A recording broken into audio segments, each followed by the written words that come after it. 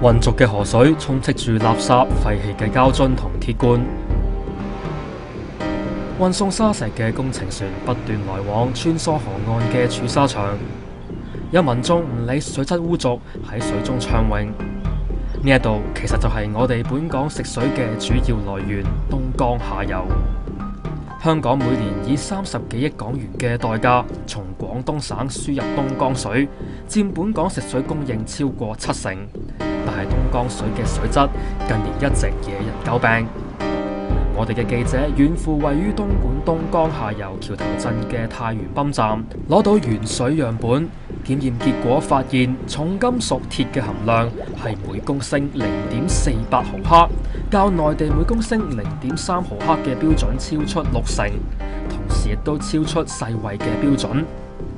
另外，檢驗結果又顯示，原水樣本嘅渾濁度比世衛飲用水嘅標準高出超過2倍。東江水嘅水質令人觸目驚心，但係本港面積最大嘅水塘船灣淡水湖水質都唔係好得好多㗎咋。湖水入邊漂浮住死龜同死魚，並且有大量水藻生長，傳出陣陣嘅臭味。雖然從水塘抽取嘅原水樣本重金屬鐵含量並未超標，不過渾濁度就超標30%。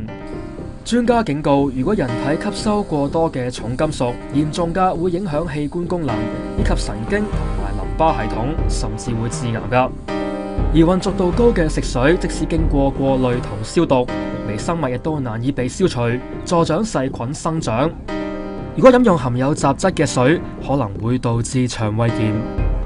水務署發言人就指，原水經過過濾廠進行嚴格處理同消毒，有效清除水中嘅沉澱物同埋鐵等嘅雜質。而東江水嘅水質一直有嚴密監測，確保符合國家標準。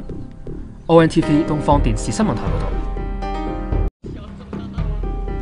渾濁嘅河水充斥住垃圾、廢棄嘅膠樽同鐵罐。運送沙石嘅工程船不斷來往穿梭河岸嘅儲沙場，有民眾唔理水質污濁喺水中暢泳。呢一度其實就係我哋本港食水嘅主要來源——東江下游。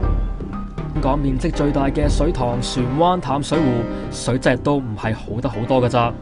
湖水入邊漂浮住死龜同死魚，並且有大量水藻生長，傳出陣陣嘅臭味。雖然從水塘抽取嘅原水樣本重金屬鐵含量並未超標，不過渾濁度就超標30%。專家警告，如果人體香港每年以30幾億港元嘅代價從廣東省輸入東江水，佔本港食水供應超過70%。但係東江水嘅水質近年一直惹人詬病。我哋嘅記者遠赴位於東莞東江下游橋頭鎮嘅太原泵站，攞到原水樣本，檢驗結果發現重金屬鐵嘅含量係每公升0.48毫克，較內地每公升0.3毫克嘅標準超出60%，同時亦都超出世衛嘅標準。另外，檢驗結果又顯示，原水樣本嘅渾濁度比世衛飲用水嘅標準高出超過2倍。